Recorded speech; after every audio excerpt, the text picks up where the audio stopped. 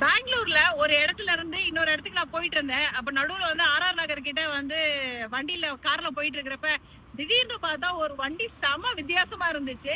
எனக்கு வந்து எக்ஸைட்மெண்ட் தாங்கல. அவர் ஏன் அதை அப்படி பண்ணியிருக்காருன்னு தெரிஞ்சுக்கணுன்றதுக்காக போறப்பெல்லாம் வண்டி கண்ணாடி இறக்கி நில்லுங்க நில்லுங்க நில்லுங்கன்னு சொல்லி ஒரு வழியா அவரை ஓரம் கட்டி வச்சிருக்கேன். நம்ம அதிர்ஷ்டத்துக்கு அவரும் தமிழ்காரர் தான்.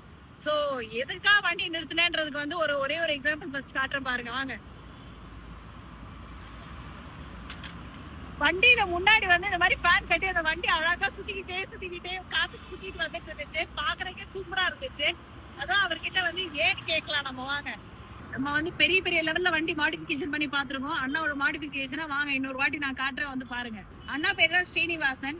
எதனால இவரை ஸ்டாப் பண்ணேன் அப்படின்னா அவரோட வண்டி செம்ம யூனிக்கா இருந்துச்சுங்க. அந்த ஒரு விஷயத்தை பார்த்தோன்னே இவன் எதுக்கு அந்த என்ன ஐடியாவோட அந்த வண்டியில வந்து அப்படி ஒரு விஷயத்த பண்ணியிருக்காரு அப்படின்றத கேக்குறதுக்காக தான் கையெல்லாம் நிறுத்தி அண்ணா கொஞ்சம் ஸ்டாப் பண்ணுங்க பேசணும் அப்படின்னு சொன்னா, நீங்க வந்து வண்டியில இப்படி வந்து அழகா ஒரு ஃபேன் மாதிரிலாம் முன்னாடி வச்சிருக்கீங்களா? என்ன ஐடியால வச்சீங்கண்ணா? எந்த வண்டி பார்த்தா ஒண்ணு அவங்க கூப்பிடணும். கூப்பிடணும், அது ஒரு மார்க்கெட்டிங். இது இப்போ ஃபேன் இருக்கிறது வண்டி யாருக்கு தான் இல்லை. இப்போ இது இருந்தாக்கா இது வெல்டிங் ஒர்க்ஸ் அப்படி நான் அங்கே ஸ்பாட்ல போய் வேலை செய்யணும். இப்போ அவங்க பார்க்குறவங்க சின்ன சின்ன ஃபேக்ட்ரிக்காரெல்லாம் வரமாட்டேன், நம்மளை கூப்பிடுறாங்க. ஆனா வந்து பாத்தீங்கன்னா அது ஒரு மார்க்கெட்டிங் ஸ்ட்ராட்டஜியா தான் பண்ணிருக்காரு. இப்ப எனக்கு எப்படி அது ரொம்ப யூனிக்கா தெரிஞ்சு வண்டி நிறுத்தி இன்னைக்கு அவரோட வீடியோ பண்ணிட்டு இருக்கேன். அதே மாதிரி அவர் வந்து மொபைல் இன்ஜினியரிங் பண்ணி வண்டியிலேயே வந்து சுவிட்ச் போர்டு பேட்டரி என்னென்னமோ வச்சிருக்காரு. ஏன்னா ஃபுல்லா வெல்டிங் பண்றாரு.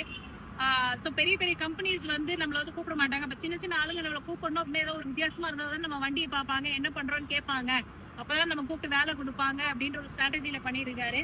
நிஜமாவே ரொம்ப யூனிக்கா இருக்கலாம். நீங்க ஏதாவது படிச்சிருக்கீங்களா? எதுவுமே படிக்காம மார்க்கெட்டிங் எப்படி யோசிக்கிறாரு பாருங்க, செமையா இருக்குது. நான் உங்களுக்கு வண்டியை வந்து ஒவ்வொரு லேப்ல அப்படியே நான் போட்டு காட்டியிருப்பேன் நானு. பட் இருந்தாலும் வந்து இன்னோவேட்டிவா இருந்துச்சு. ஒரு விஷயத்த நம்ம பார்த்தோன்னே டக்குன்னு வந்து நம்ம அட்டென்ஷன் கிராஸ் பண்ணோம்ல, அந்த மாதிரி ஒரு விஷயம் தான் அண்ணாவோட வண்டி.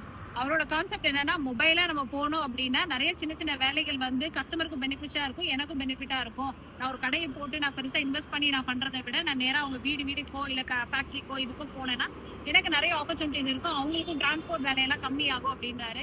அதெல்லாம் யோசிச்சு பண்ணிருக்கீங்க, சூப்பரா இருக்கு. 25 வருஷமா செய்துட்டு இருக்கோம். 25 இயர்ஸா இதே தான் செய்யறாராமா.